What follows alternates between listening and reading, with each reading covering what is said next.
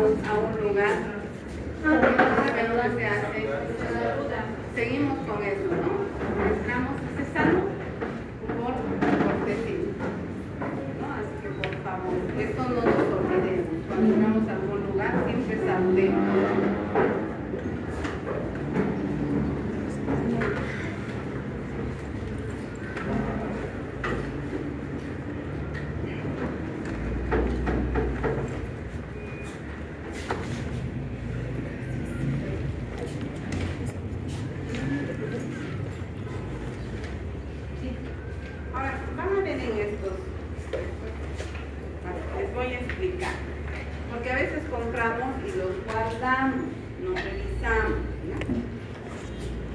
Unidad temática 1, aquí están los objetivos de la materia y pensamiento.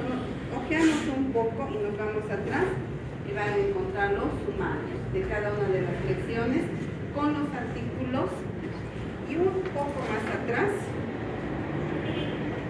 está cultura, bibliografía, que son libros que ustedes pueden consultar. Si tienen alguna duda sobre esos libros, que la mayoría están en el sistema, lo pueden encontrar, ahora es más fácil, e inclusive hay algunos aquí en la biblioteca de la universidad, aunque ya no les gusta a ustedes ir a leer, ¿no? Siempre es mejor no una, y es más cómodo. Ustedes interpreten, estoy medio cansada.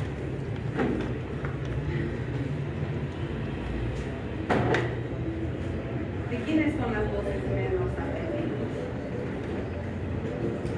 Si lo aplicamos esto un poco a materia penal. De las víctimas.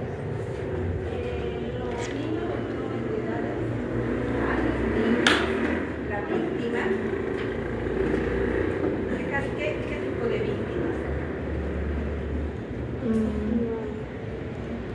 Que no tienen ingresos.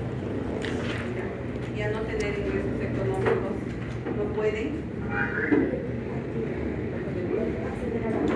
acceder a una justicia, ¿cómo dice, no? Justicia pronta y oportuna.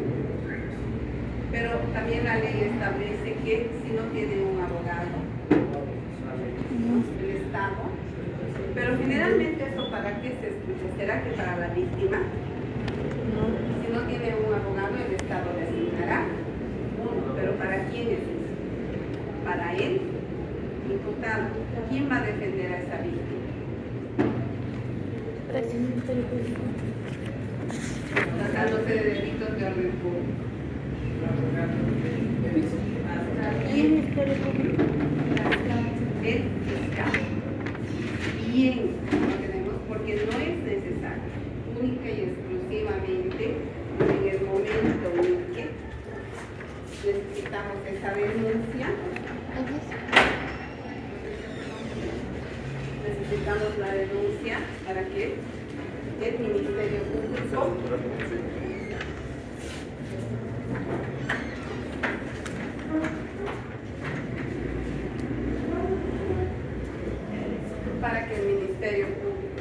pero aún así estas víctimas a veces no son protegidas por el Ministerio Público.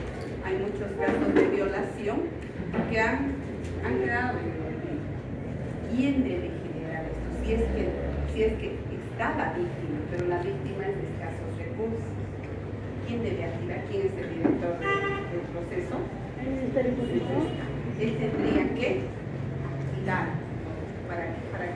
y darle celeridad para que pueda, estos más necesitados son también, al mismo tiempo la víctima, porque no, el diputado no ingresa en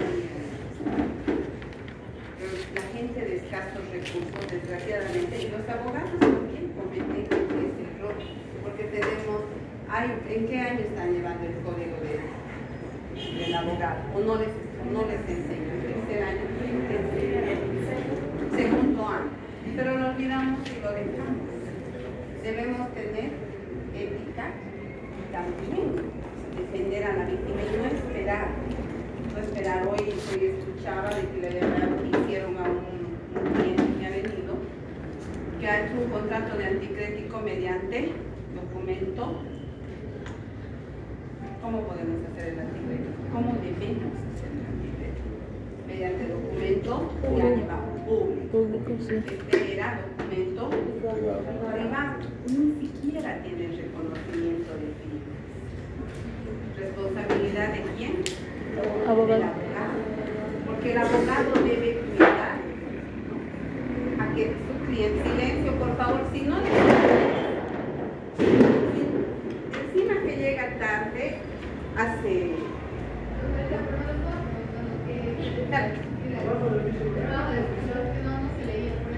claro, pero es que es bien difícil estar parado acá y que unos estén, porque para mí, disculpen la palabra, cuchichear. Estamos en tercer año de la universidad, sobre que ya tenemos hecho abrir un rato las ventanas para que refresque el aula, por respeto. Aquí, así cuando ustedes se paren acá, también merecen el mismo respeto. No creo que nos estamos olvidando esto. Ya ven, uno habla y por aquí, por todo. Si no les interesa, a mí tampoco me va a interesar tanto. Pero la interpretación es para ustedes. ¿No? Con el doctor hemos tratado de hacer un equipo donde ambos. ¿Les interesa?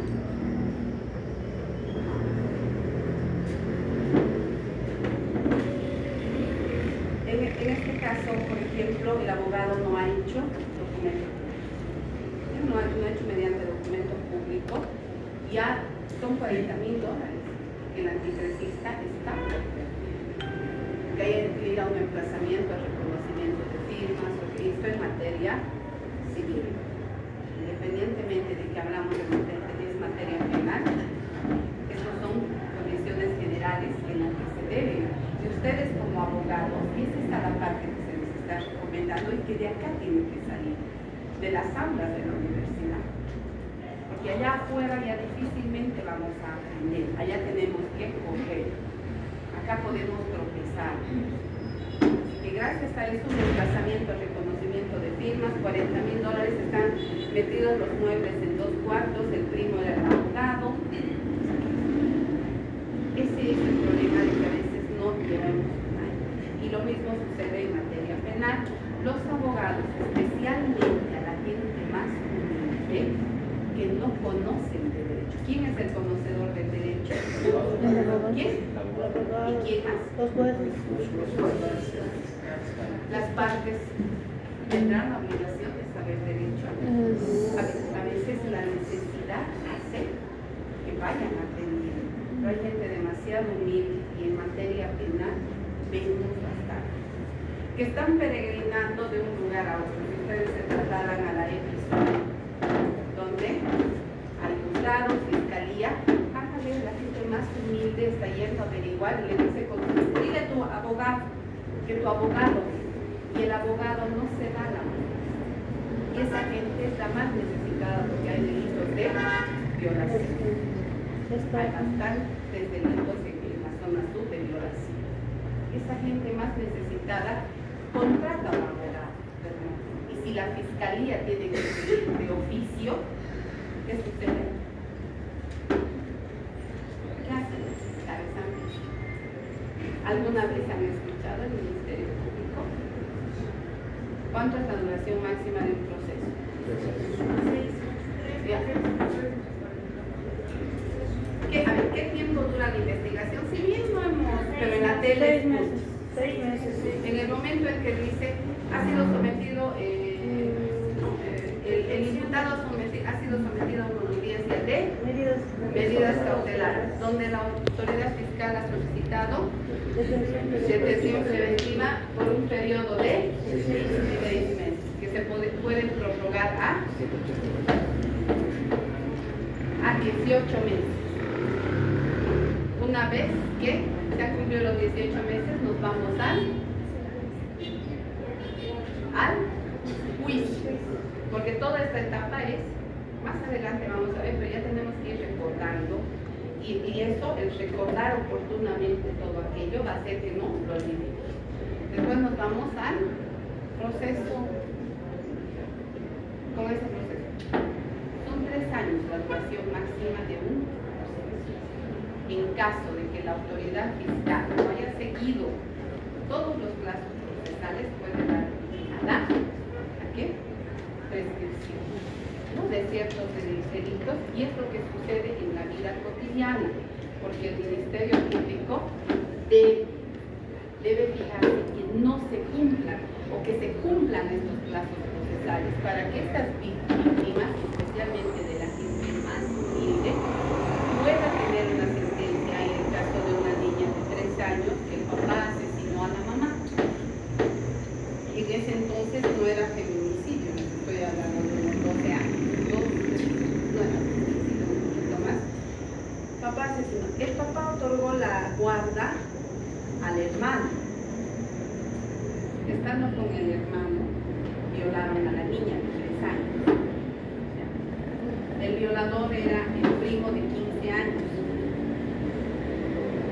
Por circunstancias y hechos no se investiga, la fiscal la dejaba de lado, porque desgraciadamente era familia muy humilde. Esto sucede y aquí están en los estratos. No es que en los estratos clase media no sucede, a veces se tapa, porque va más la vergüenza que esta palabra.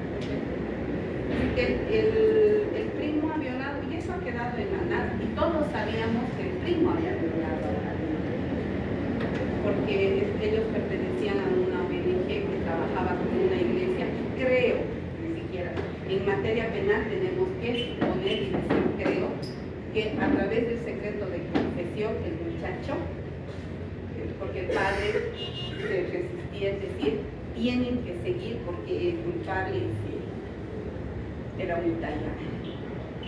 Y al final no se pudo.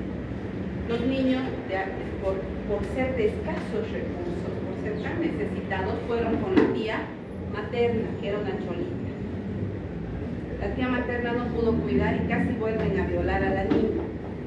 En materia penal van a ver que a lo largo del tiempo estas conductas son reincidentes, y las niñas que han sido productos de violación en muchas ocasiones mueren porque tienden. Como casi la violan a la niña, se los ingresó a un hogar. En el hogar, el hermanito, que eran 2, 3 tenía ella, 5 él, cuando ha cumplido 15 años, ha violado el hermano. Ha violado. Hubo una relación triangular de 3. El problema era que 2 muchachos, eran los 3 de 15 años. Y aquí ustedes me van a decir por qué hay violación. Eran 3. 2 personas normales y uno que tenía el 50% de discapacidad. ¿Por qué hay violación? Violación con agravante sería. ¿Por qué? Cuando son personas, los 3 tenían 15 años. 2 eran muchachos normales y uno tenía el 50% de discapacidad.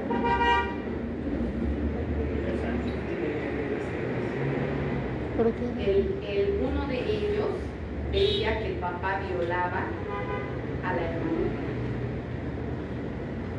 La mamá falleció. Estos muchachos estaban internados en un lugar de los hijos de los presos que tienen. Pero ¿por qué no hay? Porque ha habido consentimiento entre los 3. A ver, piensen un poco. Ellos han sido sometidos en esa edad. Ahora los varones, ustedes por favor siempre pregunten a las señoritas qué edad tienen, y si es posible pídanles el carnet de identidad.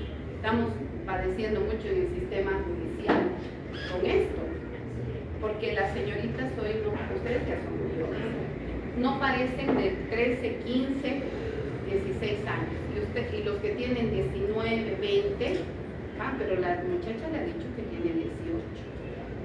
Aún así les haya mentido, los responsables son ustedes, porque están, y también están llenos de estos procesos en fiscalía. donde no pueden hacer nada pese que la muchacha llora, dice que yo le he mentido, es terrible, la familia se involucra, que queremos levantar la denuncia, son delitos de orden público, que se siguen de oficio. Si la familia quiere levantar la denuncia, que es antes conciliado, ¿qué sucede?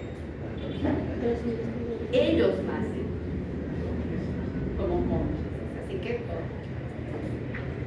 pues en este caso, ¿qué ha sucedido? Que este muchacho que tenía 50% de discapacidad, no obstante que la declaración de él decía que habían consentido tomando, y los tres estaban involucrados. Uno de los muchachos violaron a la hermana, él medio que sabía, tenía 5 añitos. El otro muchacho veía cómo violaban a su hermano. Por violación el padre estaba en la cárcel. Y el otro muchachito murió la mamá y el papá, no sé, ya no recuerdo, ¿no? Pero él con discapacidad. En eso ingresó lo que es defensoría, el arzobispado. Se ha sometido a un proceso a los muchachos. En medio de aquellos también se ha determinado que si bien había consentimiento no podíamos perjudicar más. Ha existido una sentencia en el juzgado de la niña de 2 años. ¿Dónde trasladamos a estos menores de edad? Se llegó a un acuerdo para que, porque ¿qué sucede en el centro cometa? Es lo mismo que en las cárceles, que van y salen aumentados, corregidos. Y para evitar, porque es prohibido, por ejemplo, ni los abogados pueden sacar en juzgados de la niñez y adolescencia fotocopias de los expedientes. ¿Por qué? Porque están implicados menores de edad. ¿No? Así que no pueden sacar. No es así que por lo mediático, por todos los informes psicológicos que habían salido de cada uno de los muchachos que eran terribles, se pudo llegar a un acuerdo hace muchos años, así que no van a encontrar entonces, ¿no? Donde los muchachos solamente eran trasladados al centro comunitario. Se tuvo que separar, se los sacó a los que estaban involucrados, familias sustitutas al uno, la tía volvió con la tía materna, ya más jóvenes, ahora ya son mayores de edad, con la tía materna del muchacho para rehabilitarlo de una manera adecuada, porque todos coincidimos en estas voces más necesitadas de ayudar. Ahí nos involucramos abogados, los psicólogos del arzobispado, de que ellos deberían recibir terapia. Evidentemente iban a Cometa, pero eran medio, ¿no? En medio de aquello del juez también, porque aceptaron la culpa, llegó a 2 años y un mes, los muchachos, antes de leer los informes, porque los informes eran terribles, de todo lo que trataba, y lo que pedimos fue no victimizar más a esas personas, no revictimizar, porque los tres tenían problemas. Las personas son en materia penal, por eso les digo, vea las noticias, vamos a ir tratándose de menores de edad, se dice que existe un caso de violación, ahí queda todo. Las audiencias son de orden público, a excepción donde ya más adelante vamos a ver también donde está involucrado el pudor de la mujer en aquellas audiencias sobre violación. Se pide a todos los asistentes que se retiren, porque también en medio de aquello hay problemas y estas no son menores involucrados, peor. Doctor.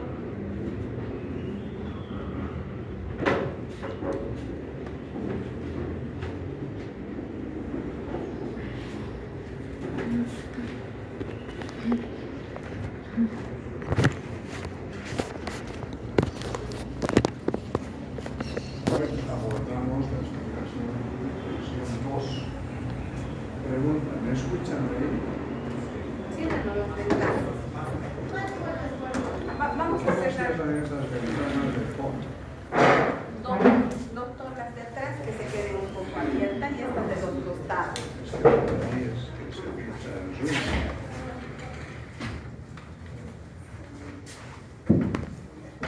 tendría sentido que no me escuchen. ¿Me escuchan?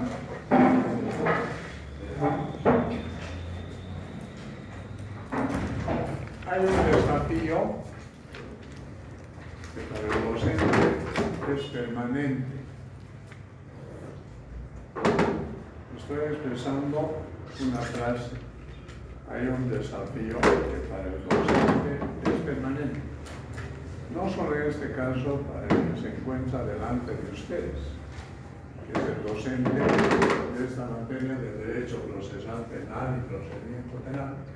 Entiendo que va con una égida de responsabilidad. Ese desafío compromete a todos los docentes de nuestra carrera, de la carrera de Derecho de la Facultad de Ciencias Jurídicas y Políticas. ¿Y por qué digo que hay un desafío? Por lo siguiente. En el caso particular nuestro, que ustedes conmigo estamos implicados en la lectura de una asignatura que se llama Derecho Procesal Penal y Procedimiento Penal,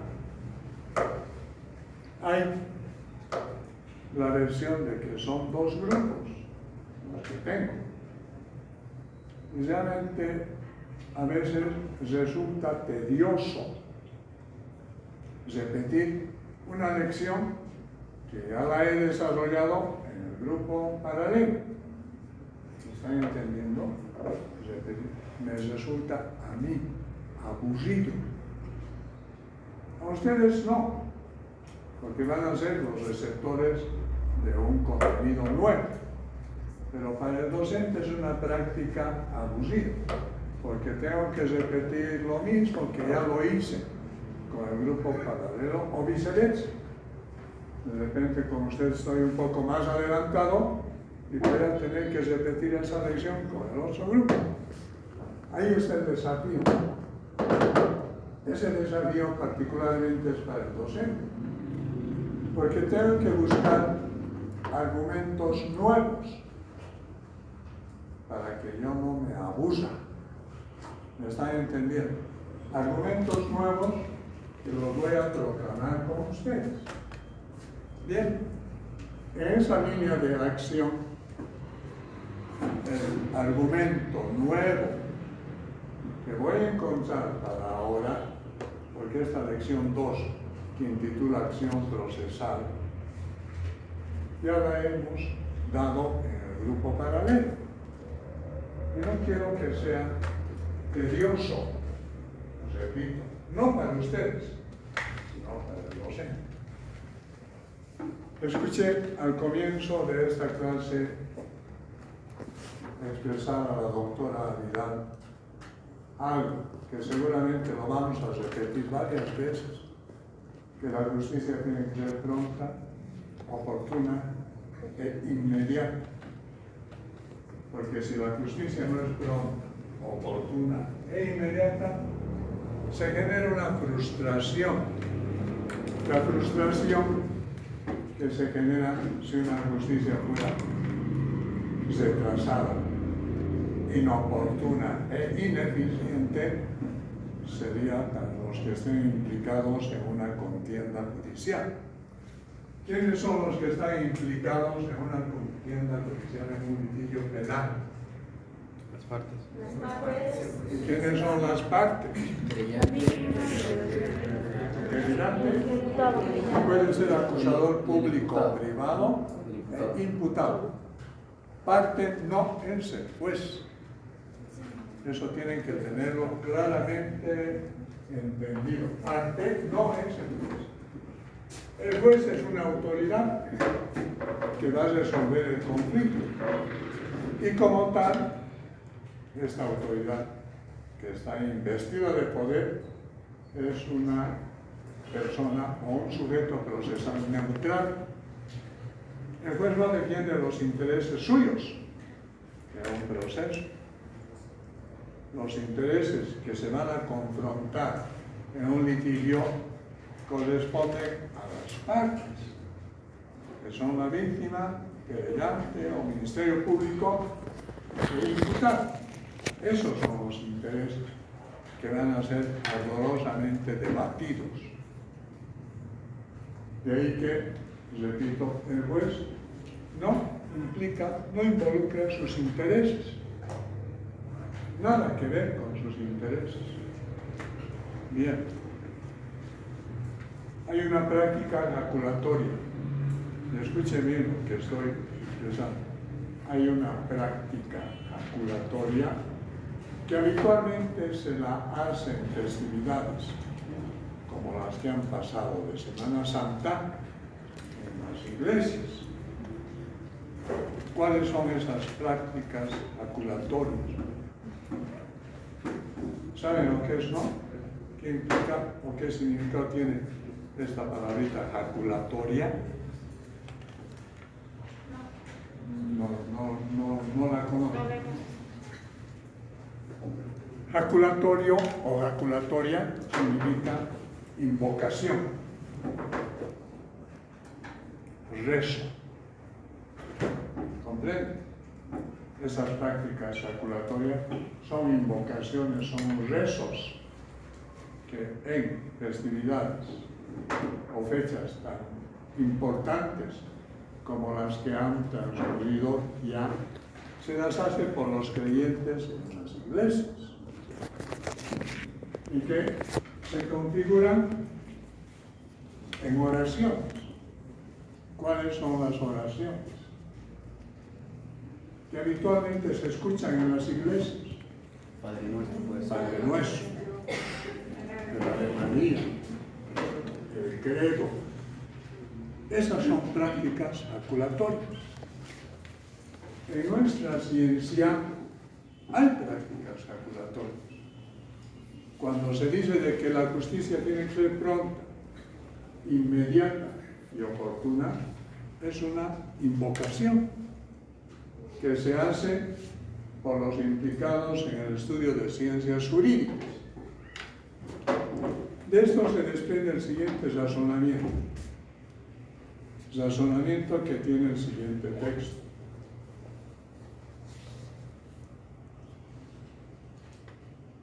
Pide y se te dará.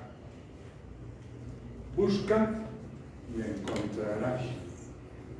Llama y se te abrirá.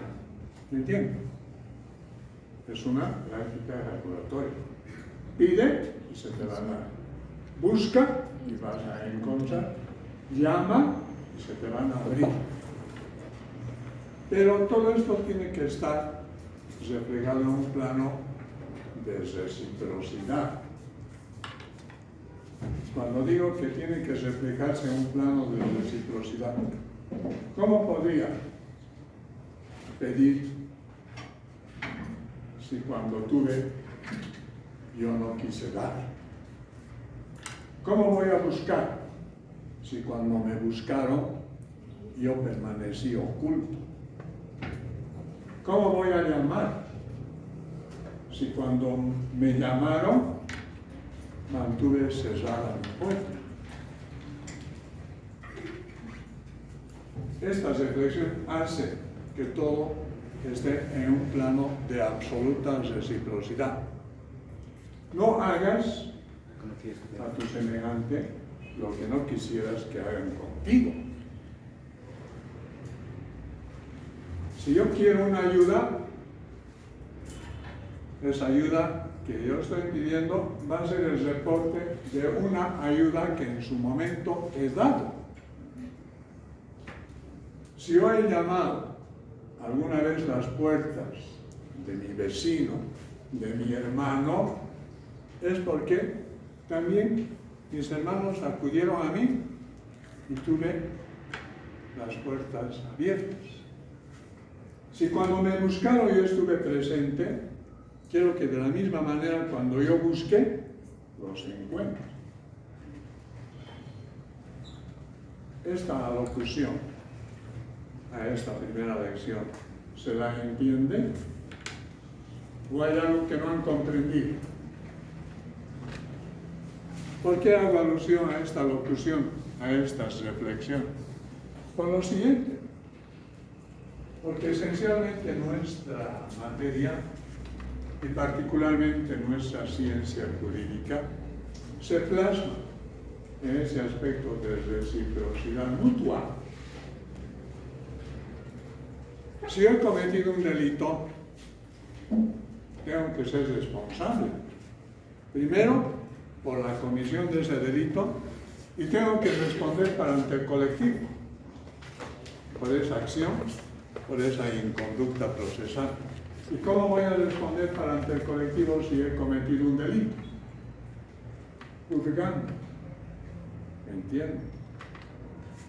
O sea, el aspecto de la imposición de una pena, que puede ser de presidio, de reclusión, es el reporte que te exige la sociedad por lo que has hecho.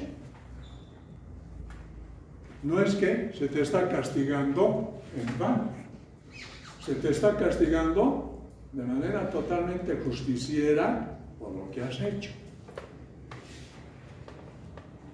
Cuando se dice de que la ciencia jurídica tiene 3 pilares en este orden establecidos: acción, jurisdicción y proceso, se está haciendo un acopio de todas estas reflexiones.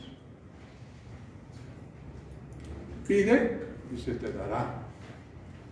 ¿Quién es el que inicialmente pide en una contienda judicial, penal? El querellante, la víctima, pide que se haga justicia.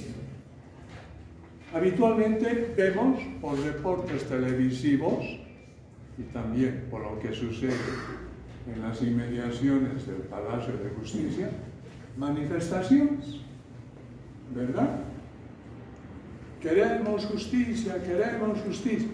Son invocaciones que se están haciendo por la calidad del delito que se ha perpetrado, por la intensidad del dolor que seguramente acongoja a las personas directamente damnificadas, porque es un clamor popular de que se haga justicia. Y esto es habitual en un cierto tipo de delitos que en los últimos tiempos ha adquirido carta de ciudadanía. ¿A qué tipo de delitos me estoy refiriendo?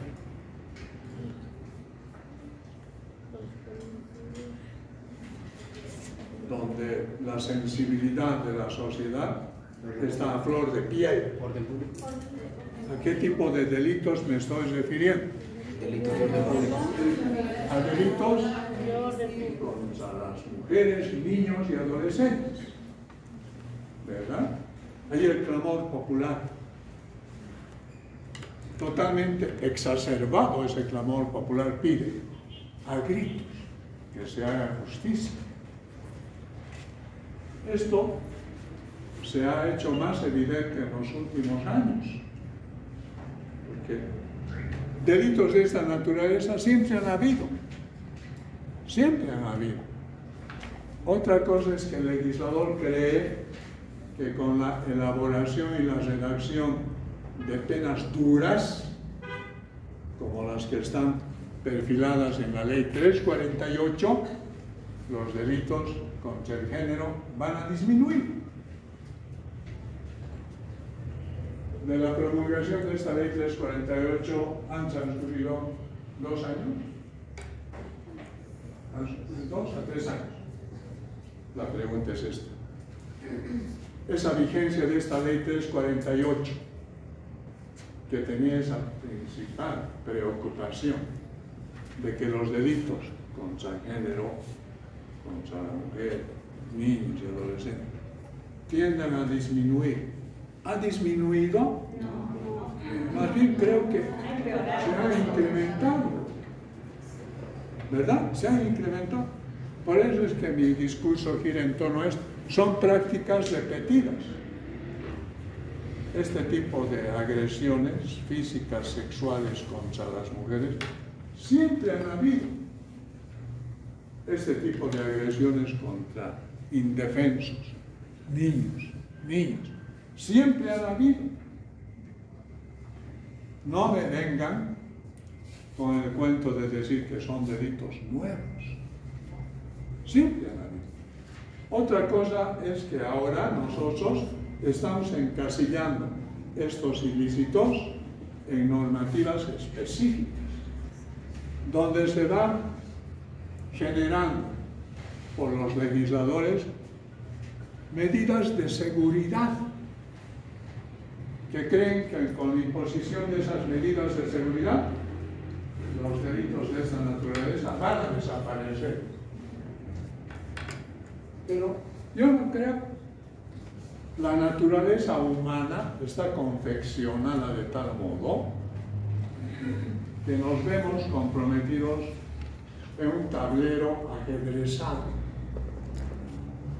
Cuando digo de que la naturaleza humana está perfilada en un tablero ajedrezado, me estoy refiriendo a que hay casillas blancas y que hay casillas negras.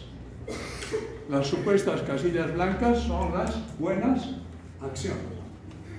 Las casillas negras tienen este siniestro de las inconductas perversas. Y siempre la humanidad ha sido así. Echemos un vistazo a la Biblia. ¿Acaso la Biblia no reporta en Génesis el primer asesinato fratricida de la muerte de Abel por su hermano Caín? Ya había esa inconducta, esa acción perversa de dar muerte a su consanguíneo. ¿Cuál fue la causa? La envidia. La causa fue la envidia. De ahí que surge ese otro pensamiento.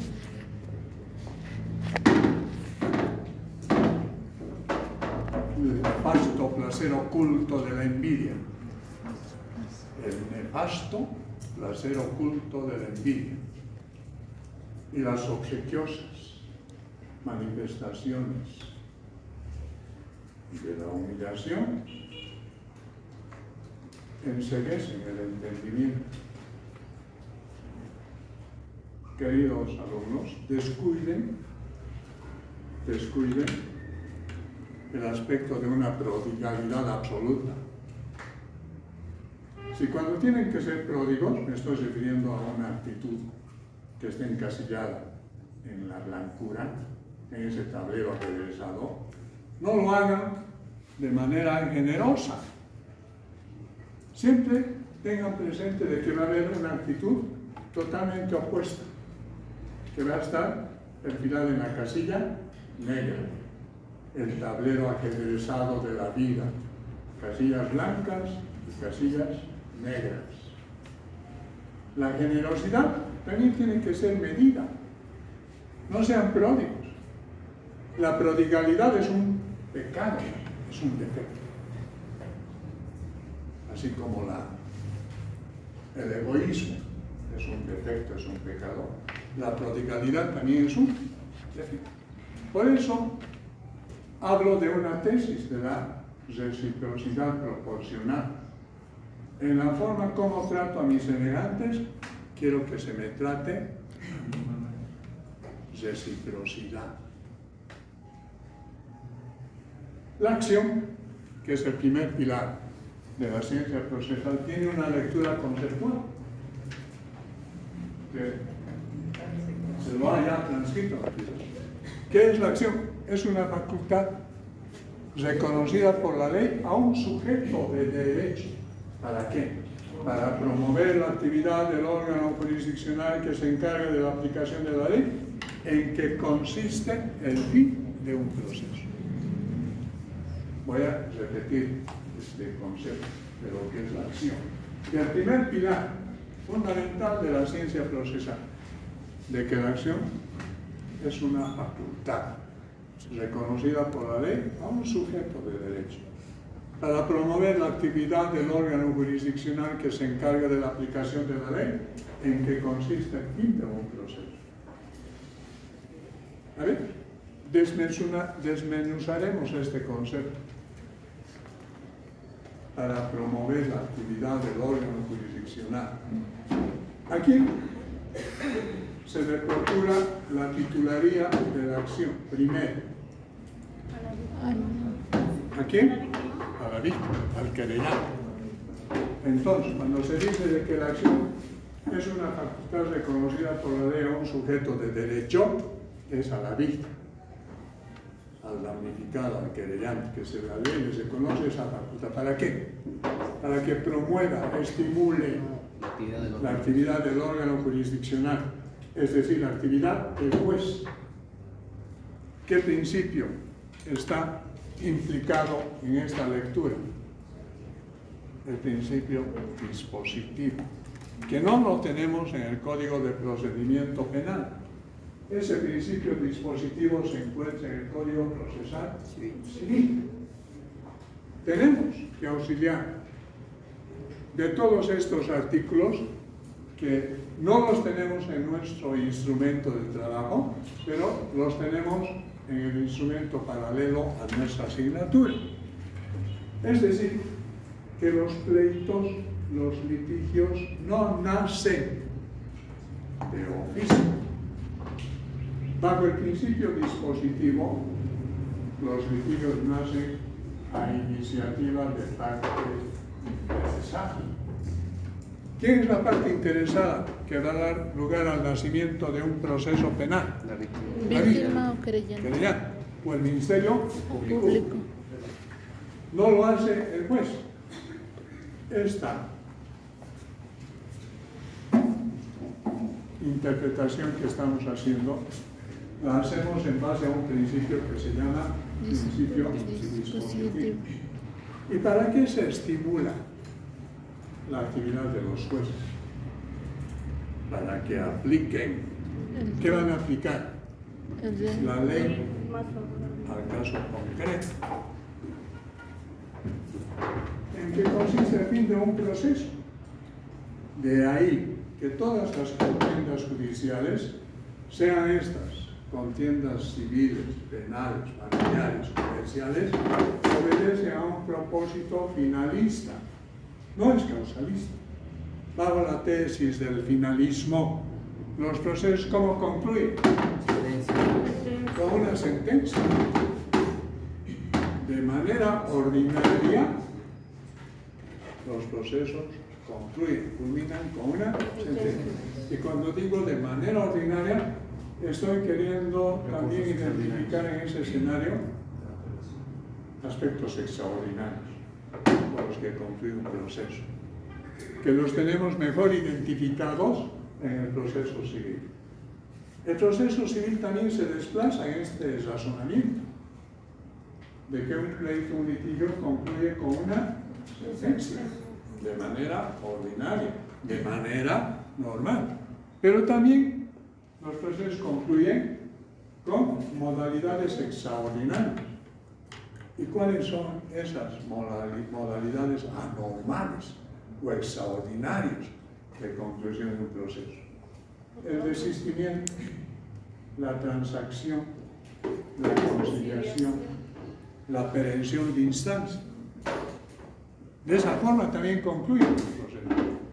Desde luego que la lectura conceptual de cada una de estas modalidades extraordinarias de conclusión de un proceso no me corresponde.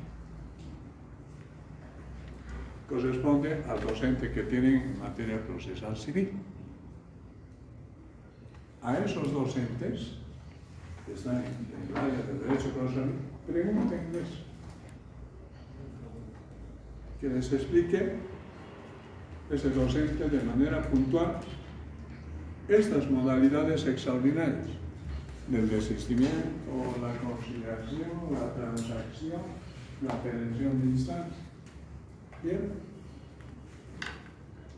El artículo 14, que es el artículo con el que comenzamos nuestra clase, hasta el artículo 36, o sea, estoy determinando el marco normativo de lo que hace a esta nuestra sección. Artículo 14 hasta el artículo 36. porque el artículo 37 ya se refiere a otra lección. ¿Qué cosas explican estas disposiciones? El artículo 14 explica que de la comisión de un delito emergen dos tipos de acciones procesales. ¿Y cuáles son esas dos clases de acciones procesales que nacen de la comisión de un delito? La acción procesal penal y la acción procesal civil, que tienen explicaciones totalmente distintas. La acción procesal penal tiene una orientación jurídica totalmente distinta de la acción procesal civil. Es decir, por la acción procesal penal se investiga, se juzga y se impone una pena o una medida de seguridad al sujeto procesal sobre el que recae la incriminación de ser el posible autor de un delito. En tanto que la acción procesal civil, que tiene una connotación distinta, es para la reparación y los perjuicios, los daños que se han ocasionado ¿a quién? A la víctima. Esa es la orientación, ese es el plano conceptual de la acción procesal civil. Hasta aquí considero que el discurso está claro, porque si hay alguna confusión, háganmela saber para que yo pueda explicar. De un delito nacen dos tipos de acciones. La acción procesal penal, que es totalmente distinta de la acción procesal civil. La acción procesal penal, que hace que se investigue, se juzgue y se imponga una pena o una medida de seguridad a quien se lo considera responsable de un delito. ¿Y la acción procesal civil para qué? Para cubrir los perjuicios, los daños ocasionados a la víctima a raíz de la perpetración de ese delito. En nuestro Código de Procedimiento Penal están señalados los tipos de acciones en la forma en que estoy explicando. Cuando se trata de delitos de acción pública, de orden público, ¿quién monopoliza el ejercicio de esa acción procesal penal? El que monopoliza el ejercicio de la acción procesal penal en delitos de orden público es el fiscal. El fiscal. Pero eso no significa que la víctima, que el directamente ofendido por ese delito, no tenga participación. Si quiere, la víctima puede coadyuvar en el trabajo que está desarrollando el fiscal. Pero en delitos de acción privada, ¿quién monopoliza el ejercicio de la acción procesal penal? La víctima. La víctima. Querellante. Que se constituye en querellante. Ahí ya no tiene participación el fiscal. ¿Por qué no tiene participación el fiscal en delitos de acción privada? Por la naturaleza del ilícito. Por eso se dice delitos de acción privada.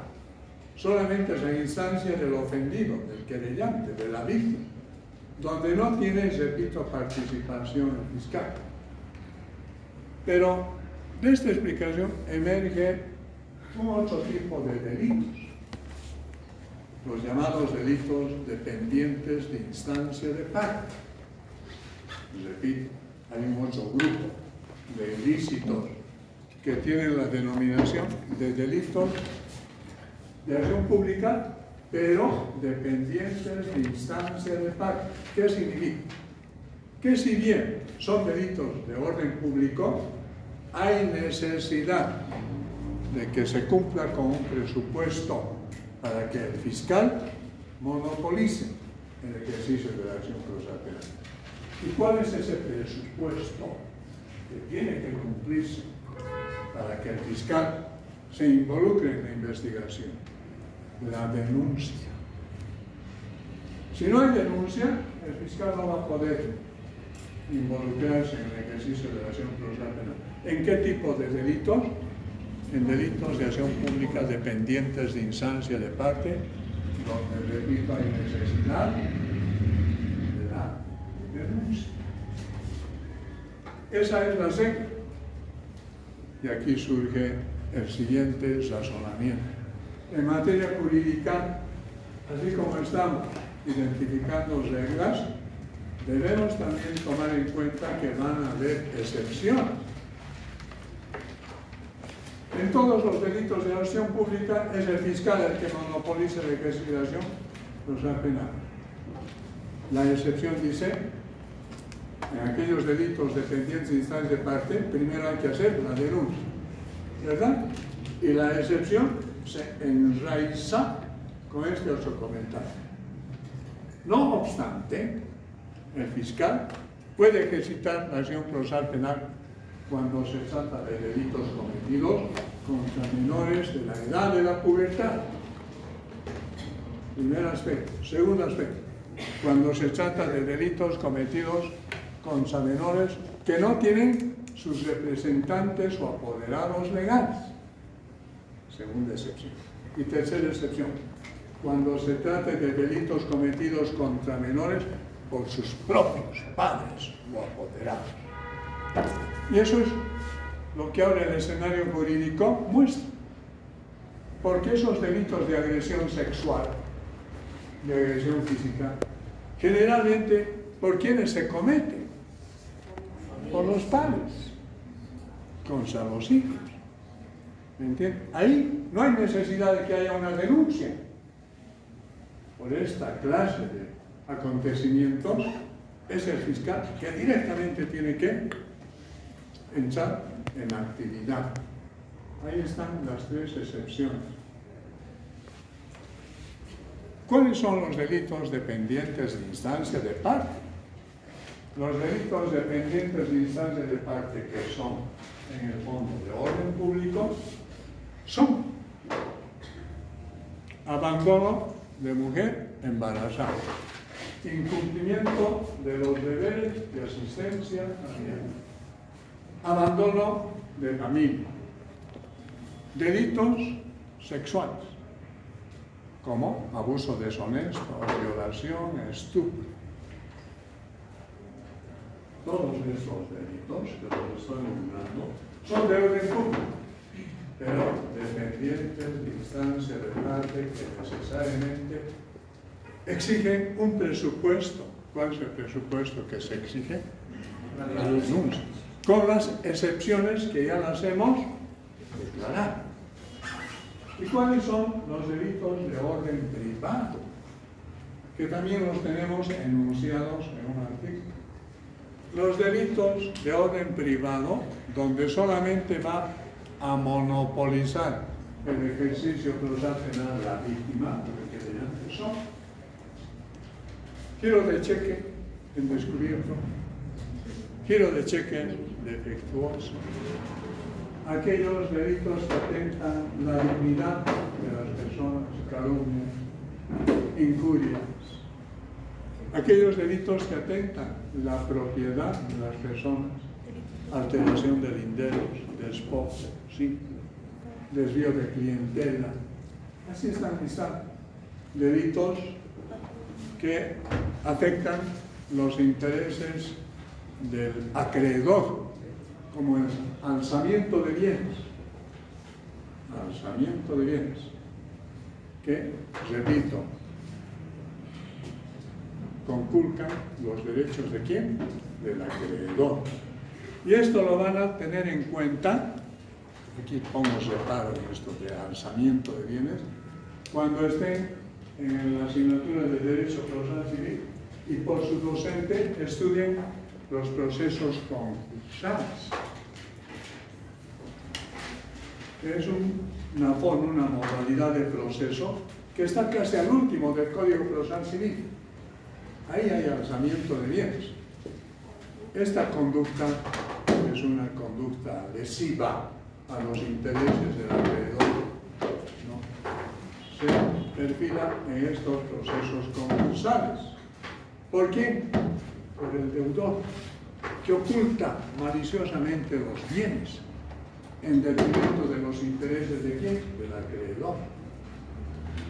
No obstante, haberse generado un proceso denominado concursal.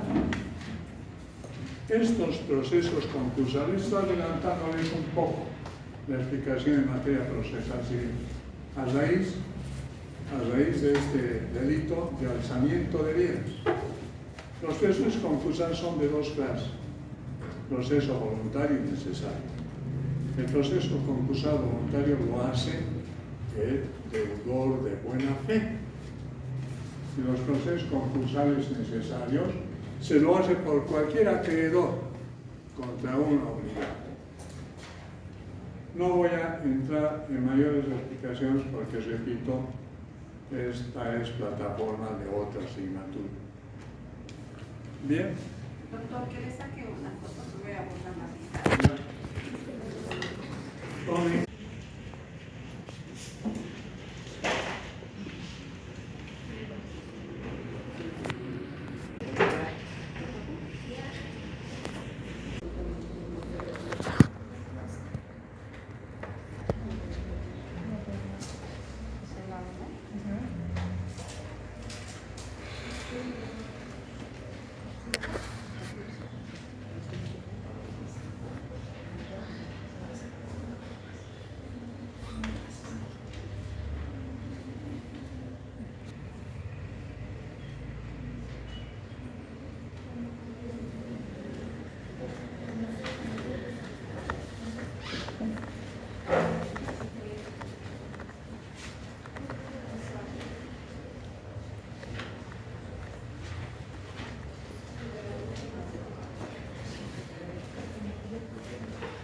Bien, continuamos.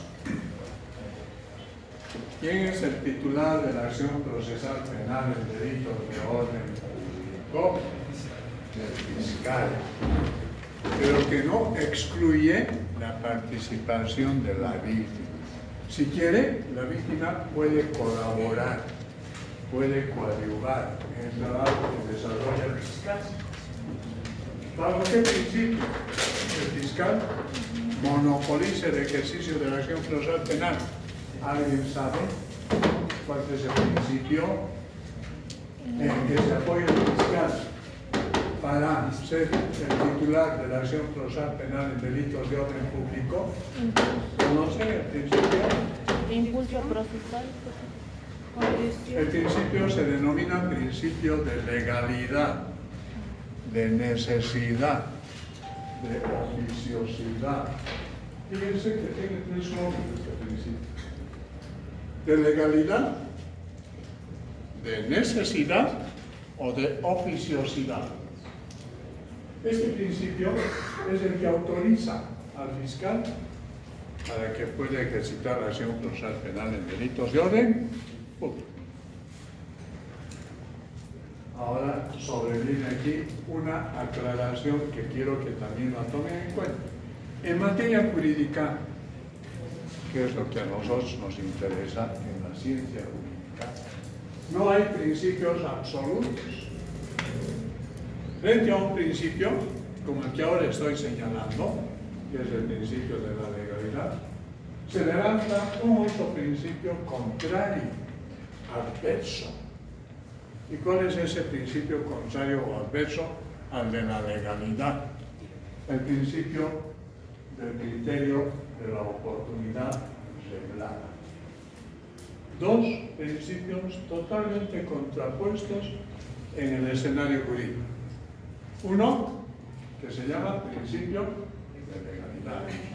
Y se explica porque el fiscal ejercita la acción procesal penal en delitos de orden público. Y el principio contrapuesto adverso es el del criterio de oportunidad reglada. Que no obstante ser un delito de orden público, el fiscal se abstiene de la persecución penal en casos expresamente señalados por la ley.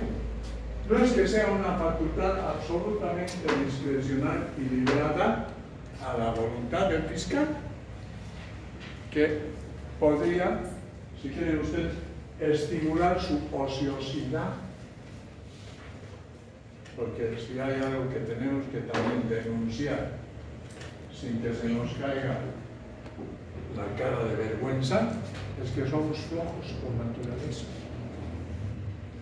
El fiscal, amparándose en este principio del criterio de la autoridad declarada, podría decir: no voy a investigar, no voy a llevar a juicio a este sujeto, porque aquí hay un principio que me apoya.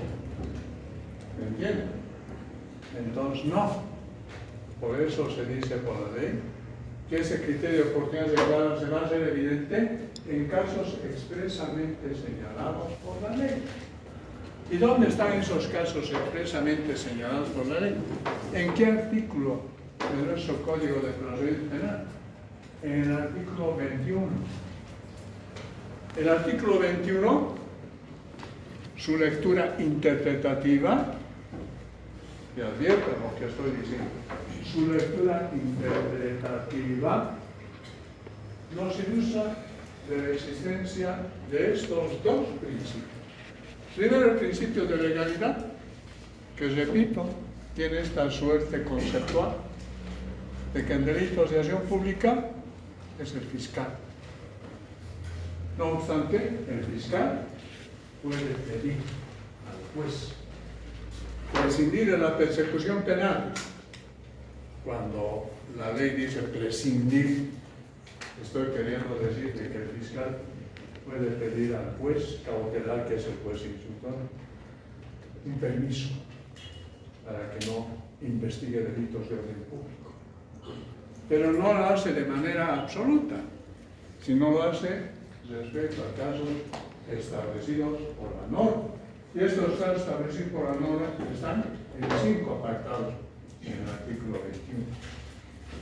Cuando el hecho sea de escasa relevancia social, por la declaración mínima del bien jurídico tutelado. Cuando el imputado, segundo, haya sufrido un daño moral o físico mucho más grave de la pena por el delito que está pidiendo, sí. Cuando también, cuando el imputado haya sido merecedor de una pena de menor importancia a la pena que ya está cumpliendo por un delito más grave. Cuando sea previsible, dice el perdón judicial. Y hay un 5. Una quinta causa. Cuando la pena sea de poca significancia o importancia en aquellos delitos que habrían sido sustanciados, resueltos en tribunales del extranjero, siempre que sea previsible ¿cómo se llama? Instituto, para que acciones cumplidas en el extranjero tengan que tener efectos aquí en nuestro país. Tiene que haber esa reciprocidad que se llama Convenio. Sí, pero el convenio está ahí en el código. Se me ha escapado el nombre. Extradición. O haya extradición. Ahí están las 5 causales. No es que el fiscal va a pedirle al juez que se le permita no investigar en todos los delitos. No. Ese es su pedido, esa es su solicitud. Tiene que estar apoyada y fundamentada en una de estas causas que están previstas en qué artículo 21 del Código de Procedimiento Penal. ¿Está claro? ¿Qué sugiere este artículo 21? La coexistencia. Coexistencia de dos antagónicos. ¿Cuáles son esos principios que coexisten antagónicamente? El principio de la legalidad y el principio de la oportunidad legal, con sus correspondientes correspondientes conceptos. No lo olviden. Así, en la forma en que estoy explicando, no lo tenemos en el código. Porque podría formularse en el examen. ¿Cuáles son esos dos principios antagónicos en el quehacer del fiscal?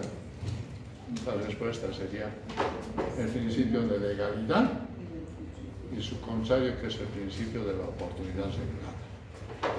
Esas serían las respuestas. Los efectos en la aplicación de estos principios.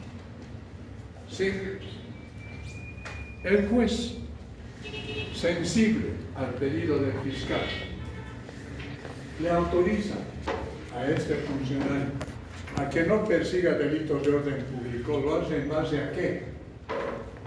¿A qué tipo de actuación el juez va a ser permisivo con esta solicitud?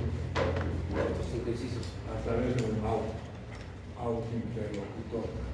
En ese autointerlocutorio, el juez va a fundamentar y va a decir: ya, es atendible la solicitud del fiscal y se le permite que no investigue este delito, porque tiene otros delitos mucho más graves que tienen que ser investigados. ¿Entiendes? Es una resolución fundada ¿de quién? Del juez, porque él es el que autoriza a la presidencia de la persecución penal. Los efectos. Si son delitos de escasa relevancia social por la afectación mínima del bien jurídico, esos efectos trascienden a todos los implicados en este tipo de delitos. ¿Entiendes? Si hubieran sido 3, 4 los imputados que habrían cometido ese delito de escasa relevancia social por la afectación mínima del bien jurídico tutelado, esos efectos son para los 4. ¿Me comprenden? El universo de las personas o sujetos procesales comprometidos. Vayamos a la extinción de la acción procesal penal. Si se formulara la pregunta de esta manera, señale un ejemplo de extinción de la acción procesal penal. ¿Cuál sería la respuesta? Un ejemplo, la aplicación de la justicia comunitaria. Si una persona sobre quien pesa la comisión de un delito ya ha sido juzgado en su comunidad originario campesino, no hay necesidad, ¿verdad?, de que la justicia ordinaria tenga nuevamente que someterlo a un juicio. Ahí se extingue la acción procesal penal, porque ese sujeto, esa persona, ya ha sido juzgada en su comunidad, según los usos y las costumbres que prevalecen en esas comunidades. ¿Cuándo también se extingue la acción procesal penal? Ya, ahí están listados, ¿no? Los casos de extinción. Muerte. ¿De quién? No, del imputado. Sí, muerte del imputado. Otra causal. ¿Cuándo también? Por amnistía. Por la amnistía. La amnistía es una institución jurídico-procesal. Amnistía, ¿qué significa? Perdón, que se establece por el Estado en relación a cierto tipo de delito. Generalmente la amnistía, ¿sobre qué tipo de delitos? Políticos. Amnistía. ¿Cuándo también? Por el pago del máximo previsto para la pena de multa en el caso de los delitos sancionados solo con esta clase de pena. Por el pago máximo de la pena de multa para aquellos delitos que hubieran sido sancionados con esta clase de penas.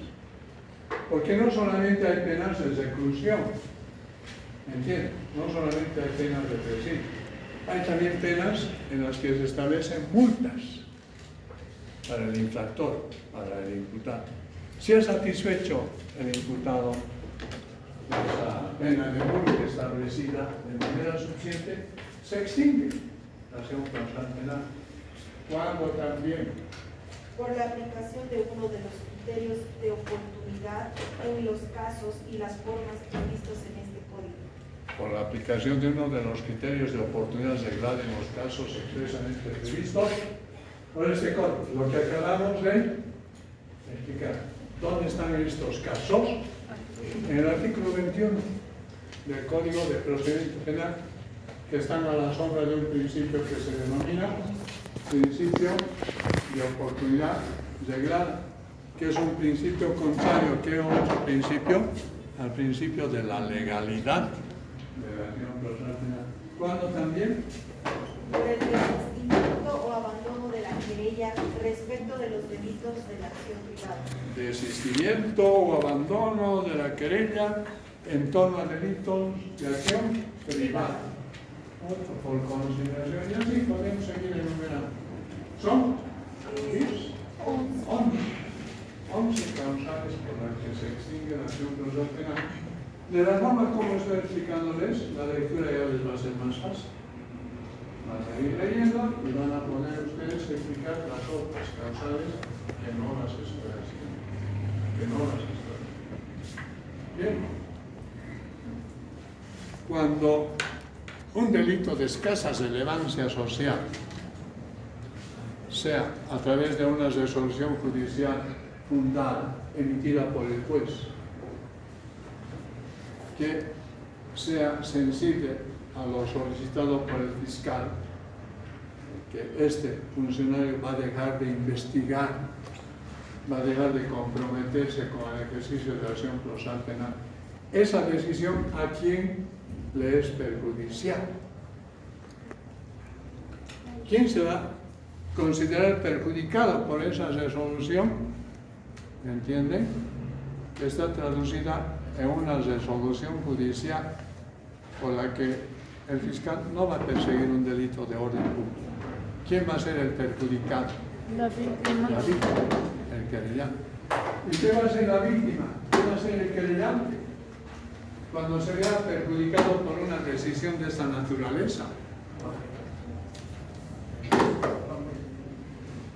Independientemente de que apele, va a solicitar conversión de acciones. Conversión. La palabrita de conversión ya nos está estableciendo su significado. Va a pedir a una autoridad competente que ese delito de orden público se transforme en un delito de acción privada. Y si se convierte en un delito de acción privada, ya no tiene participación fiscal. Solamente va a ser la iniciativa de la víctima, del querellante. Y esto también está enunciado en 5 causales, claramente previstas por la norma 5 para la conversión de acción. De estas 5, me estarán identificando ya el artículo. 3 van a ser concedidas por el fiscal departamental y 2 van a ser concedidas. Estoy hablando de la conversión de acción por un juez, por una autoridad jurisdiccional. ¿Cuál es este artículo? 26. 26. Ahí estamos. Las 5 causales, de las que las 6 primeras se las pide ante el fiscal departamental, quien puede ser sensible a este pedido, y las 2 últimas las autoriza. Bien. Los delitos prescriben. Sí. Los delitos prescriben. La prescripción es un modo instituto de la ciencia procesal. ¿Qué determina la prescripción? Determina el ya no ejercicio de una acción por el simple transcurso del tiempo. Entonces, si esto es así, los delitos, ¿en qué tiempo prescriben? Depende de la duración de la pena privativa de libertad, en 8, 5, 3 y 2 años. En 8 años para aquellos delitos que estén sancionados con penas privativas de libertad que no excedan los 6 años. En 5 años prescriben estos delitos en aquellos que estén sancionados con penas privativas de libertad mayores a 2 años. En 3 años para aquellos delitos que estén sancionados de manera genérica por penas privativas de libertad y finalmente en 2 años, ¿no? Sí. Para aquellos delitos que no estén sancionados con penas privativas de libertad. ¿Cuál es el artículo? 29. Bien. Seguimos. La prescripción, con el perfil conceptual que lo hemos dado a conocer, ¿en qué tipo de delitos no es procedente? Otra vez estamos aquí. La regla y la excepción. La regla dice que prescribe por el transcurso del tiempo. La excepción dice no prescribe. ¿En qué tipo de delitos no se aplica la prescripción? Delitos patrimoniales contra los intereses del Estado. Ahí no prescribe. ¿Entienden? De suerte que este tipo de delitos que se cometen contra los intereses patrimoniales del Estado siguen. No van a prescribir. Por eso es que se siguen acciones procesales penales contra exfuncionarios públicos que están en el exterior. Este caso más, a ver, conocido.